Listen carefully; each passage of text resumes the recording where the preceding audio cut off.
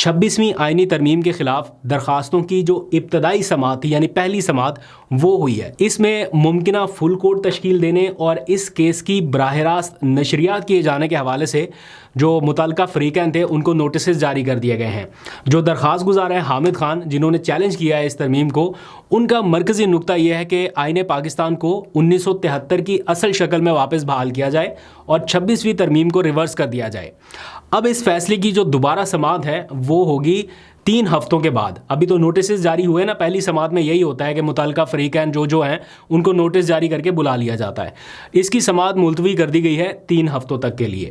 اب جب اس کی دوبارہ سماعت ہوگی اس سے پہلے کچھ نئے مہمانوں کی انٹری ہوگی سپریم کورٹ میں، یعنی 26ویں آئینی ترمیم کے خلاف ممکنہ جو فل کورٹ بن سکتا ہے اس سے پہلے سپریم کورٹ میں 8 نئے ججز لانے کا کام یا مشن شروع ہو چکا ہے۔ موجودہ سپریم کورٹ کے جو اس وقت کے ججز ہیں ان کے ساتھ اگر فل کورٹ بنایا جاتا ہے تو اس کا ممکنہ نتیجہ آلموسٹ ویسا ہی نکلے گا جیسا مخصوص نشستوں کے کیس میں آیا تھا، یعنی 8 ججز کی اکثریت ایک طرف ہو گئی تھی اور باقی سارے ججز اقلیت میں رہ گئے تھے، قاضی فائز عیسیٰ کے ساتھ جو لوگ تھے۔ اب اس قسم کی اقلیت کو اکثریت میں بدلنے کا ایک ہی طریقہ ہے کہ اضافی ججز جو ہیں وہ سپریم کورٹ میں لائے جائیں۔ پہلے آپ کو پتہ ہے 2 ایڈ ہاک ججز آ چکے ہیں، اب مزید 8 ججز بھی لانے کا ایک آپشن ہے آئینی ترمیم کے بعد۔ اس کے لیے ایک اجلاس ہوتا ہے جو کہ رسمی سی کارروائی ہے۔ 11 فروری کو جوڈیشل کمیشن آف پاکستان کا اجلاس طلب کر لیا گیا ہے۔ اس اجلاس میں اس کی منظوری دی جائے گی۔ ملک بھر کی جتنی بھی ہائی کورٹس ہیں، ٹوٹل 5 ہیں، 4 صوبوں کی اور ایک اسلام آباد ہائی کورٹ کی، اس کے جو 5 سینئر ججز ہیں، سارے 5 اس ہائی کورٹ کے، 5 اس کے، 5 اس کے، تو 25 ٹوٹل ججز، ان میں سے 8 کا انتخاب ہونا ہے۔ اور انتخاب کیسے ہونا ہے؟ یہ جوڈیشل کمیشن کا اجلاس بلا کر اس میں ووٹس کے ذریعے ان کا انتخاب کیا جائے گا، اور ووٹس جو ہیں وہ حکومت کے پاس ہیں۔ مطلب ٹھیک ہے اس میں پی ٹی آئی کے بھی 2 ووٹ ہیں، لیکن جو اکثریتی ووٹس ہیں وہ ہیں حکومت کے پاس۔ تو حکومت جس کو چاہے گی وہ سپریم کورٹ کے جج کے طور پہ لا سکتی ہے۔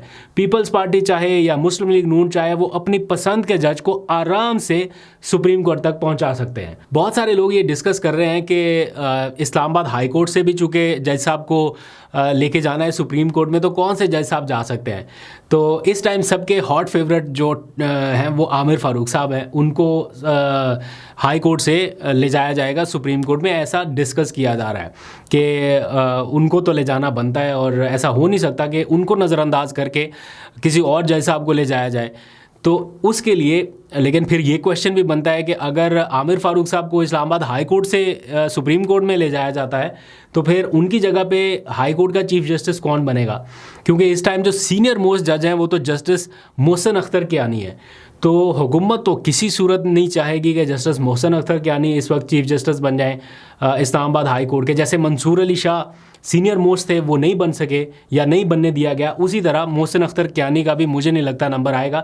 تو ان کے لیے پھر یا تو لاہور ہائی کورٹ سے لایا جا سکتا ہے کسی جج کو، یا کوئی ایڈیشنل جج صاحب ہو سکتے ہیں ان میں سے، یا جو 5 سینئر ججز ہوتے ہیں ان میں سے اگر انتخاب کرنا ہے تو کسی اور جج صاحب کو لگایا جا سکتا ہے۔ تو دیکھتے ہیں کس کے نام پورا نکلتا ہے۔ ٹرمپ کا آج کا ایک بڑا ایکشن جس کے نتیجے میں پتہ چل گیا کہ ان کے عزائم کیا ہیں اور وہ کیا کر سکتے ہیں جو ان کے ساتھ تعاون نہیں کرے گا۔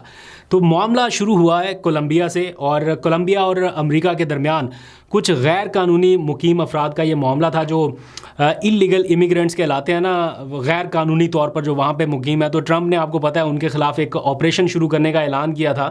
جتنے بھی دوسرے ممالک سے لوگ امریکہ میں غیر قانونی طور پہ مقیم ہیں ان کو بھیجنے کا فیصلہ کیا گیا تھا، اور شروعات ہوئی ہے کولمبیا سے۔ کولمبیا کے جتنے بھی غیر قانونی طور پر مقیم افراد تھے، ٹرمپ نے ان تمام کو اللیگل کرمنلز کہتے ہوئے اپنے ملک واپس بھجوا دیا، طیاروں میں سوار کیا اور ان کے ملک روانہ کر دیا۔ لیکن کولمبیا کے جو صدر تھے انہوں نے ان تارکین وطن کو واپس اپنے ملک میں قبول کرنے سے انکار کر دیا، اور یہ کہا کہ ملک بدر کیے جانے والے ان افراد کو لے آنے والی جو پروازیں ہیں ان کو اترنے کی اجازت نہیں دی جا سکتی۔ بڑے مہذب طریقے سے یا باوقار طریقے سے آپ ان کو بھیجیں، جب باوقار طریقے سے بھیجیں گے تب سوچیں گے۔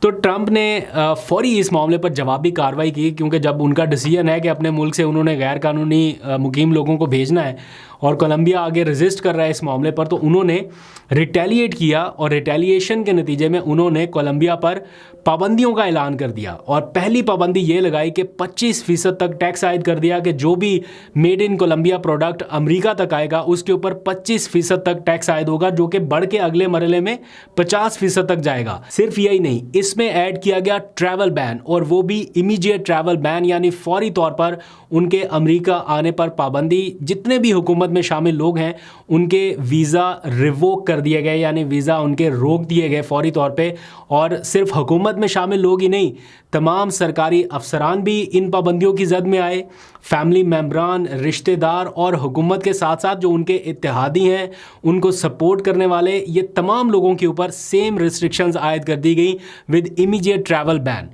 تو جب کولمبیا کو یہ پتہ چلا کہ 25% تک امپورٹ ٹیکس ہے اور جو جائے گا 50% تک، اور پھر حکومت سمیت سارے افسران، بیوروکریسی، سپورٹرز، اتحادی، فیملی ممبران، سب کے اوپر ویزا پابندیاں، تو پھر تو معاملہ سارٹ آؤٹ کرنا بڑا ضروری ہو گیا۔ اور صرف یہی نہیں، ساتھ میں بارڈر کے اوپر سخت سیکیورٹی چیک بھی لگا دیا گیا کہ جو بھی کولمبیا سے آنا چاہے ان کا سویلین بھی، اس کے اوپر بھی سخت سیکیورٹی چیک رکھا جائے۔ تو یہ بڑی ایک ایسی سچویشن پیدا ہو گئی ان کے لیے جس کو فوری طور پہ انہوں نے ٹیکل کرنا تھا۔ تو کولمبین گورنمنٹ نے پھر واپس درخواست کی کہ جناب ہم اپنے جو غیر قانونی تارکین وطن ہیں ان کو لینے کے لیے تیار ہیں، آپ بھیجیے۔ تب جا کے یہ معاملات کہیں ہالٹ ہوئے۔ تو ٹرمپ نے اپنی جو پالیسی ہے وہ بڑی کلیئر کر دی ہے کہ جو ان کے ساتھ تعاون نہیں کرے گا اس کے ساتھ وہ کس طرح سے آگے چلیں گے۔